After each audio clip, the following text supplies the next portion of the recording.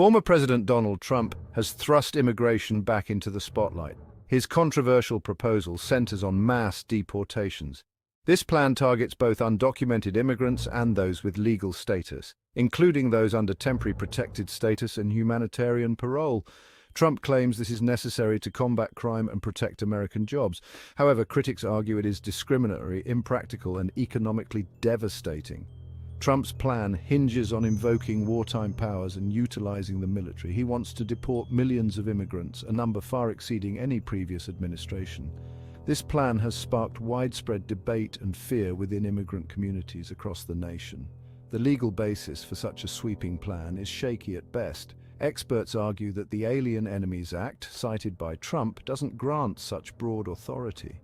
This act has historically been used sparingly and not for mass expulsions. Trump's plan represents a significant escalation of immigration enforcement. It marks a departure from established norms and raises serious legal and ethical questions. The plan has ignited a firestorm of controversy, with opponents vowing to fight it every step of the way.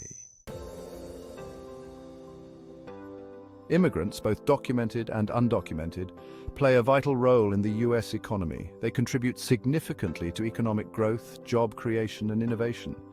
Ignoring their contributions paints an incomplete picture of the American economic landscape. Immigrants are overrepresented in essential industries like agriculture, construction, and healthcare. They often take on jobs that native-born Americans are unwilling to fill. This labor keeps key sectors running smoothly. Furthermore, immigrant entrepreneurs start businesses at higher rates than their native-born counterparts. These businesses create jobs, generate revenue, and contribute to the overall vitality of the economy. To remove them would be to stifle a significant engine of economic growth.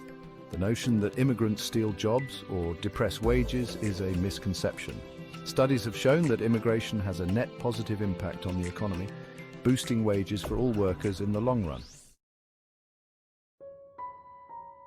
Mass deportation, as envisioned by Trump, would carry a hefty price tag. The financial burden on taxpayers would be staggering. This plan would drain resources from essential services and cripple key industries. The direct costs alone, including detention, legal proceedings, and transportation, are estimated to be in the hundreds of billions of dollars. This figure doesn't even account for the loss of tax revenue from deported workers and business owners. Moreover, mass deportation would create labor shortages in critical industries. This would disrupt supply chains, increase prices for consumers, and stifle economic growth. The agricultural sector, heavily reliant on immigrant labor, would be particularly hard hit. The economic fallout from mass deportation would be severe and long-lasting. It would hurt businesses, consumers, and the overall U.S. economy. The costs far outweigh any perceived benefits. Section 4, families torn, the social consequences. Beyond the economic costs, mass deportation would inflict immeasurable social damage. It would tear families apart, traumatize children, and erode the fabric of American communities. The human cost of this policy is often overlooked. Mass deportation would separate parents from children, spouses from partners, and friends from neighbors. It would create a climate of fear and uncertainty within immigrant communities. Children, especially those who are U.S. citizens, would be particularly vulnerable. Separation from parents can have long-lasting psychological and developmental consequences. It creates a generation marked by trauma and instability. Mass deportation would also undermine the social cohesion of communities across the country. It would erode trust in law enforcement and create divisions within society. The social fabric of the nation would be irrevocably damaged. Section 5, logistical nightmare, feasibility concerns. Even if one sets aside the moral and economic implications, Trump's deportation plan remains logistically implausible.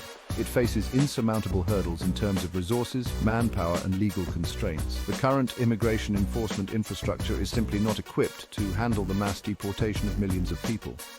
Detention centers are already overcrowded, and immigration courts are backlogged for years, finding and apprehending millions of individuals, many of whom have deep roots in their communities, would require an unprecedented expansion of law enforcement powers.